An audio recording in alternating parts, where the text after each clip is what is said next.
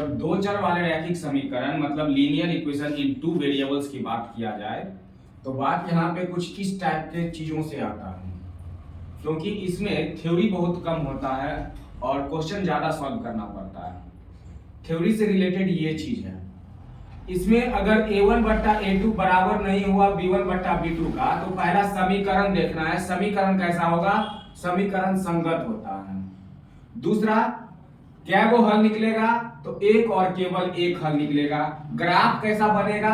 तो प्रतिच्छेदी होगा, इंटरसेक्टिंग होगा, मतलब एक ना एक को कहीं ना कहीं काटेगा, क्योंकि दो चर वाले रैखिक समीकरण है, मतलब दो समीकरण मिलेगा और दो ग्राफ खिंचाएगा। तो जब हम ग्राफ खींचेंगे तो यह ग्राफ कहीं ना कहीं काटेगा। अगर a1 बट्टा a2 does not equal to b1 बट्टा b2 हुआ तब। अगर a1 बट्टा a2 इक्वल हो गया b1 बट्टा b2 का लेकिन डज नॉट इक्वल हो गया c1 बट्टा c2 का, तो इसका जो समीकरण होता है, समीकरण का नेचर होता है असंगत। क्या वो हल निकलेगा? कोई हल नहीं निकलेगा। ग्राफ कैसा बनेगा? संपाती होगा। संपाती का मतलब है एक दूसरे पे चढ़ जाएगा, ठीक है, एक दूसरे पे ओवरलैप होगा, कोइंसाइड कर जाएगा, ठीक है। अगर a1 बट्टा a2 बराबर हो गया b1 बट्टा b2 का, बराबर हो गया c1 बट्टा c2 का, तो सबसे पहले का समीकरण कैसा होगा? तो आश्रित होगा। कैसा होगा? आश्रित होगा। और क्या वो हल निकलेगा?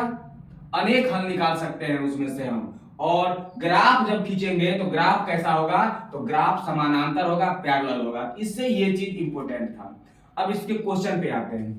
क्वेश्चन में कह रहा है क्या कि दो संख्याओं का अंतर 26 है तथा एक संख्या दूसरी संख्या से 3 गुनी है। क्या हमको संख्या पता है? नहीं पता है। तो संख्या नहीं पता है तो हमको मानना पड़ेगा, अगर टू नंबर्स का अगर डिफरेंस दिया हुआ है और नंबर नहीं पता है, अननोन नंबर है, तो हम सबसे पहले लेट करेंगे, लेट मानेंगे। माना कि पहली संख्या बराबर x, दूसरी संख्या y। हम मान लेंगे कि पहली संख्या इसका x है और दूसरी संख्या क्या है? y है। अब अकॉर्डिंग टू क्वेश्चन, प्रश्न से अकॉर्डिंग टू क्वेश्चन पहला समीकरण इसका लिखेंगे। पहले क्या कहा? दो संख्याओं का अंतर। तो पहला संख्या है, दूसरा संख्या है, तो दोनों का अंतर है ना, तो x माइनस वाई, यही तो अंतर हुआ। x में से y को घटा के अंतर होता है। अब कितना वैल्यू दिया है? 26। दो संख्याओं का अंतर कितना है? 26। ये हो गया इक्वेशन फर्स्ट। दूसरा, अब आगे पढ़ो। दूसरी संख्या पहली संख्या की 3 गुनी है। दूसरी संख्या जो है ना, दूसरी संख्या ये है, पहली संख्या ये है, तो दूसरी संख्या पहली संख्या की 3 गुनी है। दूसरी संख्या ये है पहली संख्या, तो दूसरी संख्या पहली संख्या की 3 गुनी है। पहली संख्या की 3 गुनी, पहली संख्या की 3 गुनी, बीच में बराबर। तो y का वैल्यू तो हमको 3x मिल गया। अब यहां से हम y का वैल्यू इसमें रख देंगे तो x का वैल्यू नहीं निकल जाएगा। डाल दो। दूसरी संख्या जो है वो पहली संख्या की 3 गुनी है। जितना पहली संख्या आएगा उसका क्या है? 3 गुना है। अभी चेक भी करेंगे कि सही निकाले हैं कि गलती निकाले हैं। चेक करते हैं। y का वैल्यू समीकरण फर्स्ट में रख देते हैं, x माइनस 3x, क्योंकि y के जगह पर हम 3x रख सकते हैं, दोनों बराबर है, बराबर 26, माइनस का 2x बराबर 26, 2 से कटा 13 बार में, x बराबर माइनस 26। चेक करेंगे कि आता है कि नहीं आता है आंसर। अच्छा, अब देखते हैं कि पहली संख्या निकालने के लिए तो 3 से गुना करेंगे तो 13 या 39 हो जाएगा। y बराबर क्या मिला है हमको? y बराबर कितना मिला है? 13। तो x बराबर 26 है, माइनस का 26 कहां से आ गया? ये 13 ना होगा, 13 ना। तो x बराबर माइनस 13 आया है, तो y बराबर कितना मिलेगा? 3x। तो y का भी वैल्यू क्या आएगा? माइनस में आ जाएगा। ऐसे कैसे हो गया? 3 गुने 13 माइनस का, तो y बराबर तो माइनस का 39 आता है। अगर घटाएंगे तो अंतर, ये वाला इक्वेशन चेक करते हैं कि ये वैल्यू बराबर आता है कि नहीं, ठीक है। x के जगह पर क्या डालेंगे? माइनस का 13 माइनस ये वाला y का वैल्यू क्या है? माइनस में 39, माइनस का 13 माइनस माइनस प्लस 39, 13 39 प्लस 39 रुपया कमाए, 13 रुपया खर्चा होगा, कितना रुपया बचा? 6 26 रुपया बचा ना, मतलब हम जो एक्स और वाई का वैल्यू निकाले वो सही था। हम चेक कर लिए इक्वेशन में डाल के एक्स और वाई का वैल्यू, यहाँ जितना आया उतना ही यहाँ है, दोनों बराबर है, मतलब हमारा जो वैल्यू निकला है वो सही है। तो ये पहला क्वेश्चन का आंसर ऐसे देंगे। क्वेश्चन में क्या करा है, दो संख्याओं का अंतर, तो ऐसे ही पहली संख्या दूसरी संख्या मान लेंगे, ठीक है, और फिर प्रश्न से या अकॉर्डिंग टू क्वेश्चन, ठीक है, अंतर कितना दिया है, x माइनस वाई बराबर 14 दिया है। और क्या रहा है कि देखो तथा वर्गों का योग, दोनों संख्याओं के वर्गों का योग, तो पहली संख्या का वर्ग हो गया एक्स स्क्वायर मतलब स्क्वायर, वर्गों का अंतर, और दूसरी संख्या का वर्ग हो गया वाई स्क्वायर, ये दोनों का अंतर तो माइनस कितना है 448। अच्छा बताओ तो ये ए स्क्वायर माइनस बी स्क्वायर नहीं है ना, इसका फॉर्मूला होता है ना एक्स, एक बार जोड़ दो एक बार घटा दो। अब बताओ कि तुम इसका वैल्यू अभी निकाला है, इसका वैल्यू 14 दिया है, समीकरण फर्स्ट में क्वेश्चन में कह रहा था ना दोनों संख्याओं का अंतर 14 है, यहाँ दोनों संख्या का अंतर है ना दिया है, तो 14 यहाँ पे डाल देंगे, x प्लस वाई इंटू में 14, 14 जाके भाग लगा देगा, जब भाग लगा देगा तो कट जाएगा, तो यहाँ से x प्लस वाई का कुछ वैल्यू आएगा ना, तो एगो इक्वेशन ये एगो इक्वेशन ये, और दोनों इक्वेशन को जोड़ देगा तो y से y कट जाएगा, x और x 2x, यहाँ से x का वैल्यू निकल जाएगा, और फिर दोनों इक्वेशन में डाल के हम y का भी वैल्यू निकाल सकते हैं। तो ऐसे करके हम इस क्वेश्चन का भी आंसर दे सकते हैं। एक ही जैसा ये भी है, लेकिन यहाँ पर वर्गों का अंतर दिया था, तो वर्गों का अंतर का मतलब ये हुआ, यहाँ से एक फॉर्मूला लग गया, वहां से तुम्हारा दूसरा समीकरण मिलेगा। अब जो यहाँ पे x प्लस वाई आएगा वो समीकरण दूसरा होगा, समीकरण फर्स्ट और समीकरण सेकेंड दोनों को जब जोड़ देंगे तो y से y कट जाएगा, तो x और x 2x हो जाएगा, इधर जो नंबर है वो भी जुड़ जाएगा, तो वहां से x का वैल्यू निकल जाएगा, वही x का वैल्यू हम दोनों इक्वेशन में से किसी एक इक्वेशन में अगर डाल देंगे तो हमारे पास y का भी वैल्यू निकल जाएगा। तो ऐसे क्वेश्चन को हम ऐसे ही सॉल्व करेंगे, ठीक है। क्वेश्चन कह रहा है कि दिखाए कि समीकरण निकाय, मतलब कि जो दिखाना है कि इक्वेशन जो ये और ये जो समीकरण है इक्वेशन है, इसका कोई हल नहीं है, इसका कोई भी सॉल्यूशन नहीं है, नो सॉल्यूशन दिखाना है। तो नो सॉल्यूशन दिखाने के लिए इसका यूज करेंगे। अच्छा क्वेश्चन नंबर दूसरा क्या कह रहा है, क्वेश्चन नंबर दूसरा कह रहा है कि अगर समीकरण इतना और इतना का एक हल जो है x और y का जो वैल्यू इस दोनों में से आता, वो x और y का वैल्यू एगो 1 है और एक 3 है, मतलब x का वैल्यू 1 है और y का वैल्यू 3 है, तो h और k का मान क्या होगा। अगर इस दोनों समीकरण में x और y का वैल्यू अगर हमारे पास दिया हो तो जो h और k है उसका वैल्यू निकालना है, ठीक है। तो सबसे पहले हम लोग पहला क्वेश्चन को सॉल्व करेंगे। पहला क्वेश्चन में क्या कह रहा है कि जो देखिए x 3x minus 5y equal to 7 है और 6x minus 10y equal to 3 है। इसमें से ये जो दिख रहा है ये a1 है, ये जो दिख रहा है ये b1 है, ये पूरा माइनस के साथ, और यहाँ जो दिख रहा है ये c1 है। यहाँ जो दिख रहा है दूसरा इक्वेशन का वो a2 है, और यहाँ जो दिख रहा है माइनस के साथ वो b2 है, और यहाँ जो दिख रहा है वो c2 है। अब हमारे पास नो सॉल्यूशन के लिए क्या है, कोई हल नहीं, मतलब c1 बराबर नहीं होगा c2। देखो ये बट्टा ये बराबर हो जाएगा ये बट्टा ये, a1 बट्टा a2 बराबर होगा b1 बट्टा b2, लेकिन बराबर नहीं होगा किसका, c1 बट्टा c2 का। तब ये नहीं इक्वेशन का कोई हल नहीं होता है, कोई हल नहीं।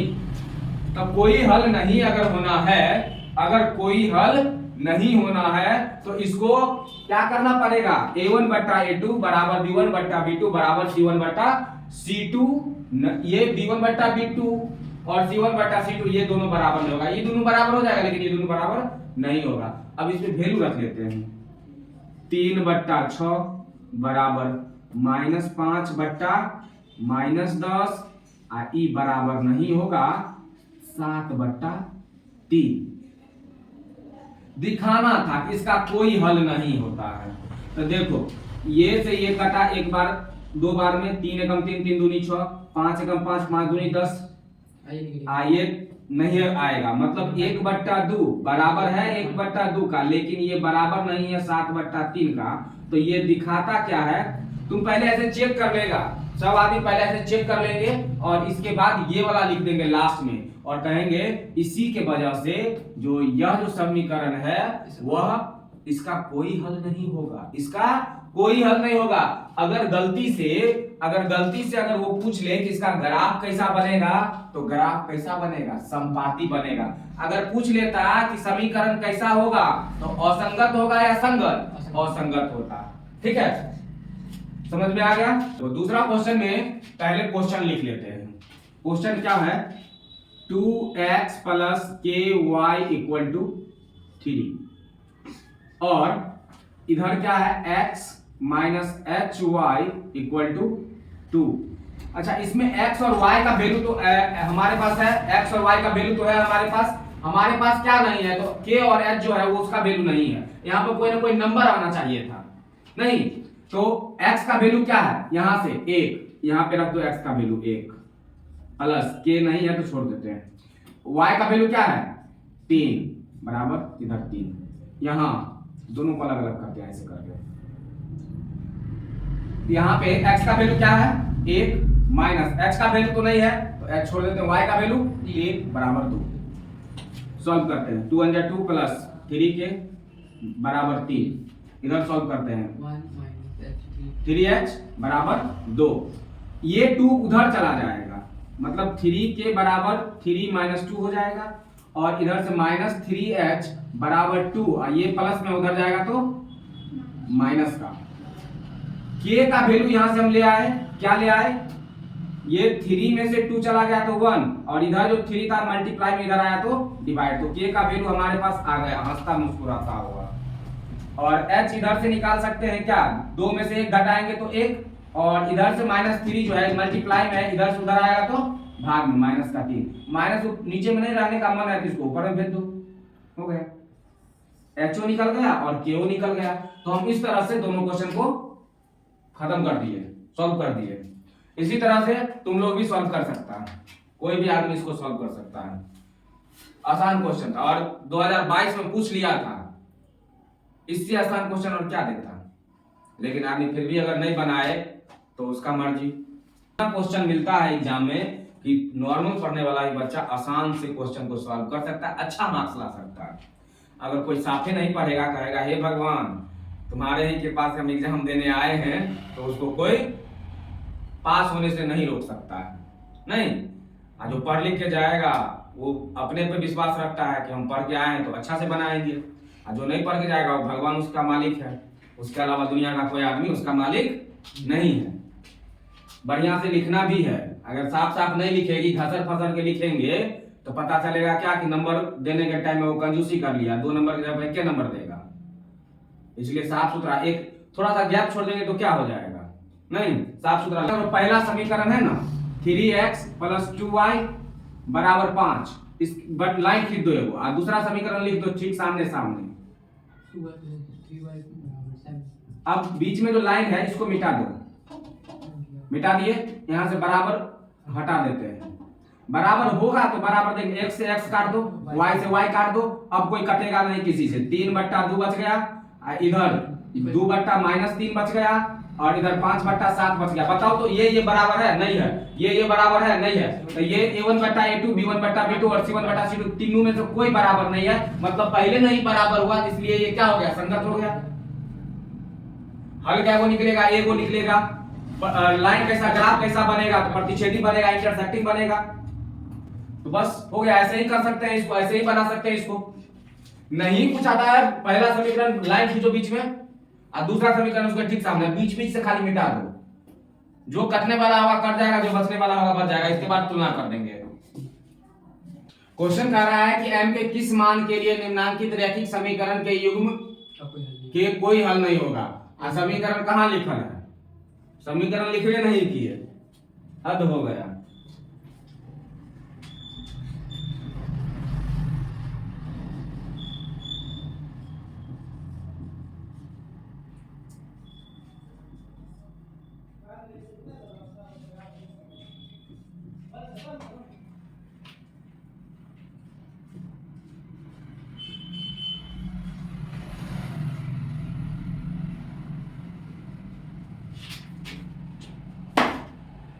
क्वेश्चन अब ठीक से लिखा होगा।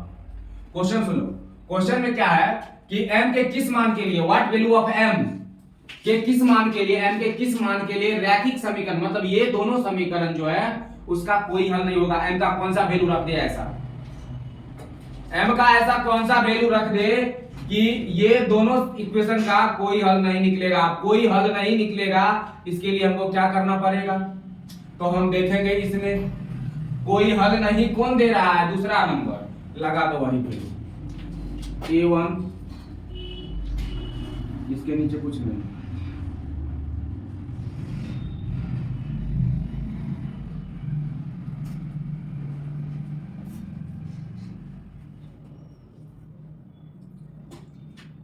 सब लिख दिए, A1 A2 B2 सब लिख दिए।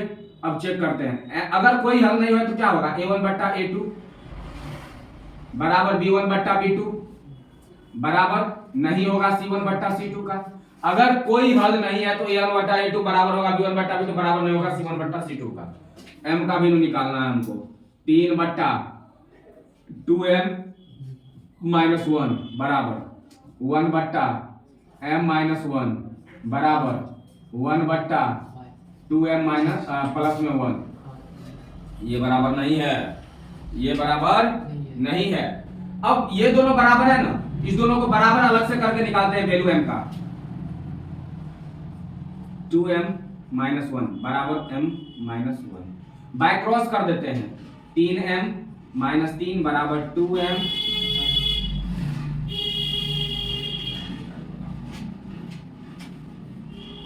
बाय क्रॉस कर देते हैं, 3m माइनस 3 बराबर 2m माइनस 1।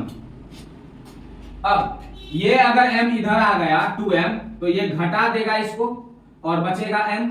ये उधर चला गया तो पहले से माइनस 1 है, इधर से इधर चला गया तो प्लस हो जाएगा, तो 2 बचेगा केवल। m का एक वैल्यू तो 2 आ गया।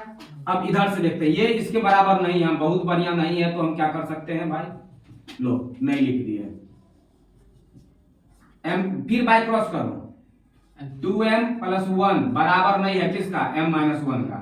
अब m के तरफ आ जाएगा, 2m माइनस m, ये उधर चला जाएगा, बीच में बराबर नहीं है, माइनस 1, ये इधर से इधर आएगा तो माइनस 1, एक m बचेगा, ये बराबर नहीं है किसका, माइनस 2 का। तो एक m का वैल्यू बराबर है 2 का और एक बराबर नहीं है माइनस 2 का, मतलब m का वैल्यू 2 है लेकिन m का वैल्यू माइनस 2 नहीं है।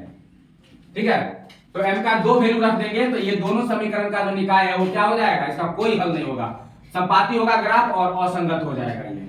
ठीक है, याद है इसको कैसे सॉल्व किया जाए, तो हम दोनों मेथड से देखते हैं, प्रतिस्थापन भी देखते हैं और ये भी देखते हैं। अगर प्रतिस्थापन विधि से अगर बनाए तो हमको कोई ना कोई एक टर्म को इक्वल करना पड़ता है ताकि जोड़ने और घटाने का जो स्वाहा हो जाए।